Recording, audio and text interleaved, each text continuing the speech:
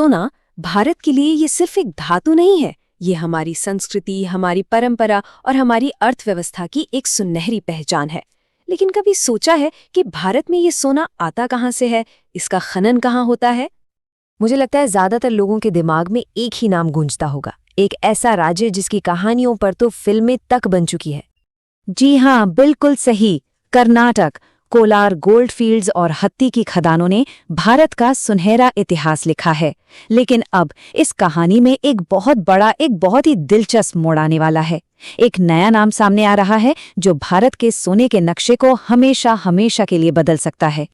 और ये नया नाम है मध्य प्रदेश का कटनी जिला। हाँ, वही कटनी जो अब तक चूना पत्थर और मार्बल के लिए जाना जाता था, अब वो अपनी एक सुनहरी पहचान गढ़ने की तैयारी में है। और इस नए कहानी की शुरुआत भी आप जानते हैं बड़े ही खास मौके पर हुई। ये जो ऐतिहासिक समझौता है ना, ये नवरात्रि के पहले दिन साइन किया गया, जिसे इस प्रोजेक्ट के लिए एक बहुत ही शुभ संकेत माना जा रहा है। तो चलिए थोड़ा और गहराई में उतरते हैं और देखते हैं कि ये सुनहरा सौदा आखिर है क्या, इसमें कौन कौन शामिल हैं और इसकी शर्तें क्या हैं। तो देखिए, ये एग्रीमेंट हुआ है मुंबई की एक company prospect resource minerals private limited और जिला प्रशासन के बीच। कंपनी ने कटनी के इमलिया गांव की इस खदान के लिए ई नीलामी में 121 करोड़ रुपए की जबरदस्त बोली लगाई और इसके बदले में उन्हें 6.5 हेक्टेयर जमीन पर खनन का अधिकार मिला है। और पता है इस सौदे को सबसे खास क्या बनाता है? इसका टाइम।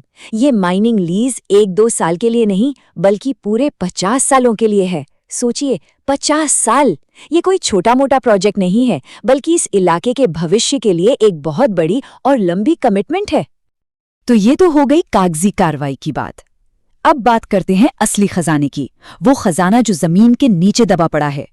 आखिर इस खदान में ऐसा क्या है जिसने सबका ध्यान अपनी ओर खींच लिया है? तो जो टेक्निकल रिपोर्ट्स हैं वो बताती हैं कि यहाँ हर 1 टन पत्थर खोदने पर औसतन 1.13 ग्राम सोना मिलेगा। सुनने में शायद ये कम लगे, लेकिन माइनिंग की दुनिया में ये एक बहुत ही सॉलिड आंकड़ा है जो इस खदान की जबरदस्त क्षमता को दिखाता है। लेकिन रुकिए, कहानी यहीं खत्म नहीं होती। इस खदान की सबसे दिलचस्प बात यह है कि यहाँ सिर्फ सोना नहीं है, सोने के साथ साथ यहाँ तांबा, चांदी और सीसा जस्ता जैसे और भी कीमती खनिज मिलने वाले हैं। मतलब ये एक तरह का मल्टी मिनरल जैकपॉट है। अब ये सारा खजाना भूवैज्ञानिक रूप से महाकौशल ग्रुप ऑफ रॉक्स का हिस्सा है।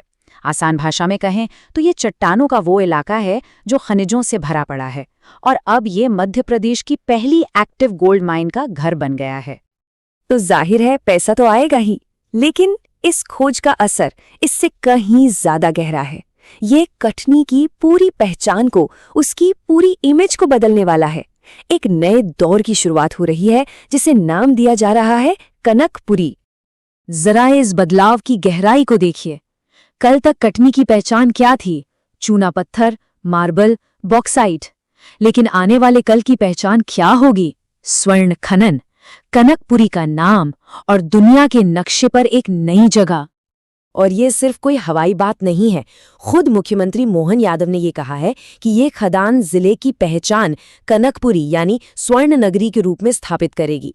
जब स्टेट के सबसे बड़े लीडर ऐसा कह रहे हैं तो इस प्रोजेक्ट की अहमियत समझी जा सकती है। तो सवाल उठता है कि ये सब जमीन पर उतरेगा कैसे? इसके लिए एक बहुत ही साफ रोड मैप तैयार किया गया है।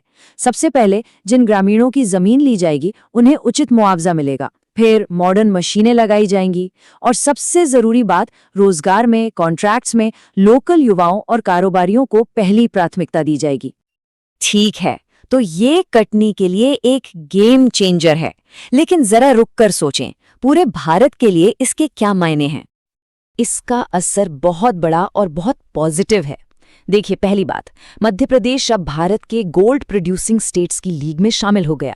दूसरी, अब हमारी निर्भरता सिर्फ कर्नाटक पर नहीं रहेगी। तीसरी, घरेलू उत्पादन बढ़ेगा, इकोनॉमी मजबूत होगी, और सबसे बड़ी बात, इंडिया के गोल्ड मैप पर एक नया चमचमाता हुआ सितारा जुड़ गया है, कटनी। तो आखिर में एक बड़ा सवाल हमारे सामने खड़ा होता है। ये तो सिर्फ एक खदान की शुरुआत है, एक पहला कदम। लेकिन क्या कटनी आने वाले वक्त में भारत का अगला स्वर्ण दुर्ग बन पाएगा? ये एक ऐसी कहानी है जो अभी शुरू हुई है और इस पर हम सबकी नजरें बनी रहेंगी।